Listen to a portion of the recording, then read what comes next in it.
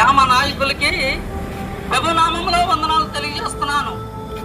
ఒక దేశాన్ని పరిపాలించాలైనా, ఒక గ్రామాన్ని పరిపాలించాలన్నా మంచి నాయకులు ఉంటే బాగోనని అనుకుంటాం మనం.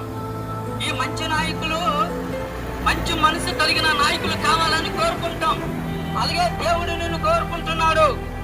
దేవుడు ఎందుకు కోరుకుంటున్నాడో తెలుసా? దేవుడు మానవుల కొరకు రక్తమోక్షం జరిగించాడు. దేవుడు మానవుల కొరకు చనిపోయి ముత్యం చేయడే తిరిగి లేచాడు.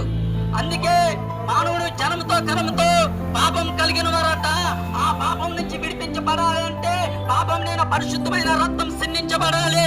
నీ కొరకు నా కొరకు పుణ్యదానం బలియాగం జరిగించే దేవుడు, ఏకైక దేవుడు, పాపం నేను దేవుడు యేసుక్రీస్తు ప్రభువారు. దేవుడు నిన్ను ప్రేమిస్తున్నాడు. నిన్ను దీవించాలని, నిన్ను ఆశీర్వదించాలని దేవుడు నిన్ను ఎంతగా ప్రేమిస్తున్నాడు. ఎంతగా నిన్ను రక్షించాలని. ఏ బాధతో ఉన్నావా, వ్యాధంతో ఉన్నావా, దేవుడు ఉన్నాడు. దేవుడు ఉన్నాడు. ఆ దేవుడిని తెలుసుకోండి. ఆ దేవుడు పాపం లేని దేవుడు, మానవుల కొరకు రక్తమోక్షం పుణ్యదాన బలియాగం జరిగించిన దేవుడు.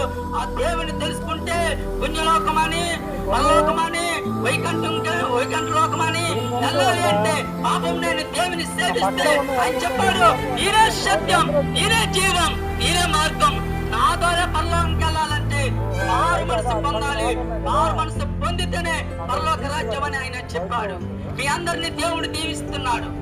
మీ వ్యాపారాలు, మీ పిల్లలు, మీ కుటుంబాలు దేవుడు దీవించాలని నేను మనసారా కోరుకుంటూ ఈ మాటలు నేను ముగిస్తున్నాను. దేవుని నామానికి మహిమ కలుగునుగాక.